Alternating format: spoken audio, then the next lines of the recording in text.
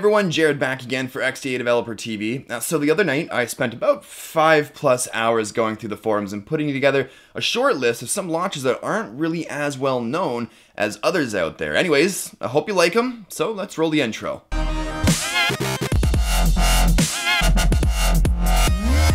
Right then, first up is SwiftOpen, which is actually still in beta, so if you go to the Play Store, it won't be there, but you can hit up the link in the description below and download and install the beta APK file. Now, SwiftOpen isn't a traditional launcher, but instead a side launcher, and the name of the game here is speed. Now, I personally haven't come across a side launcher as efficient as this yet, and basically you set your apps, shortcuts, and folders in the boxes created by the editable rows and columns. Then, like you normally do with side launchers, you swipe from the edge of the screen and then to the item of your choice. But the trick is to do it all in one quick motion, and once you begin to remember the placement of the items and start to get the hang of it, it's pretty crazy how fast you can launch apps. Just remember that because of the way Android works, anytime you jump to the home screen, there's always a slight delay in touch response. I'm saying that just because I don't want you thinking it's something actually wrong with the app itself. Now, the settings menu has all kinds of useful features and options, but where we really want to be is in the apps table. This is where you're going to customize the amount of rows and columns as well as the size of empty space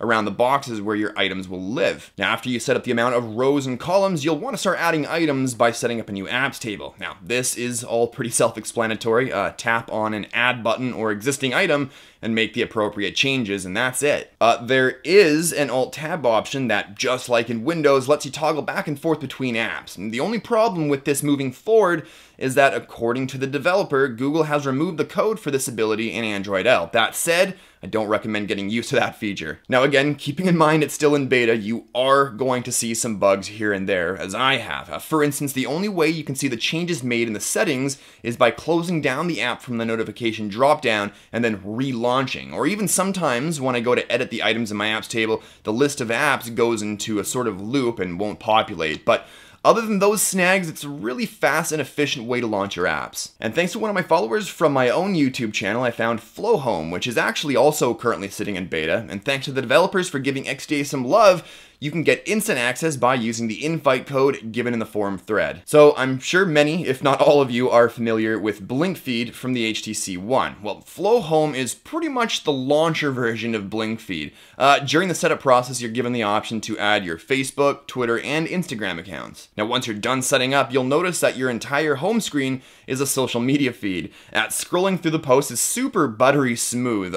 You can swipe to the left to access your app drawer, swipe posts to the right to dismiss them, and tap the 3D cube at the bottom to access your favorites, or long press to type search for apps. Now, if you don't like the current layout and look, you can actually change that in the settings menu under themes. And while in the settings, you can tweak the update frequency of each feed as well as the type of posts you'll see. So FlowHome may not be everyone's cup of tea, but I think it's neat and really well executed actually, especially considering it's still a fairly early beta. One of the things I would like to see added though, aside from the ability to add more home screens for apps, is the ability to customize how many posts each feed updates and at specific intervals. Other than that, no real complaints from me that the final product probably can't fix. So the last one I want to show you is Sao Launcher, or for you anime fans, Sword Art Online Launcher. That said, obviously Sao Launcher was heavily inspired by the popular anime show Sword Art Online. Now, Sao Launcher has been downloaded damn near close to 1 million times, but I actually never heard about it until the other day, and so I'm sure there's still plenty of you that still haven't heard about it either, so here we are. Now, Sao Launcher is another side launcher, but it's super cool and futuristic looking. So swipe from the edge of the screen like normal, and your options drop down with a little sound, which, by the way, can be disabled if you don't like it. The little cog at the top is your settings options, sort of. Under options is your actual launcher settings, and then there's store, where you can download some free themes if you don't like the Sao look.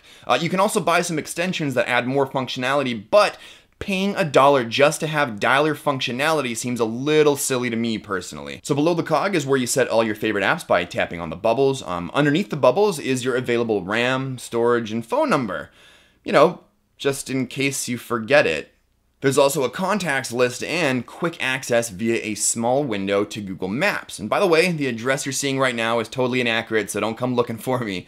And just below the cool map window is the apps drawer, in which you can actually create folders if you wanted to. Now, the last feature of Sao Launcher I think is the coolest is the heads up SMS feature. Unfortunately, as you would expect, you do have to set Sao SMS as your default SMS to get it to work. But I think it's cool enough that it might be worth the sacrifice. Alright guys, that's everything. Links to download all of these launchers will be in the description below. Anyways, if you like this video, show some XDA love and Hulk smash that like button. And if you're new here, don't forget to subscribe for all of our future videos. And if you'd like to see more of me, you can always head on over to my channel by clicking on one of the annotations that should be floating around here soon. But thanks as always for watching, and I'll talk to you all in the next one. Cheers.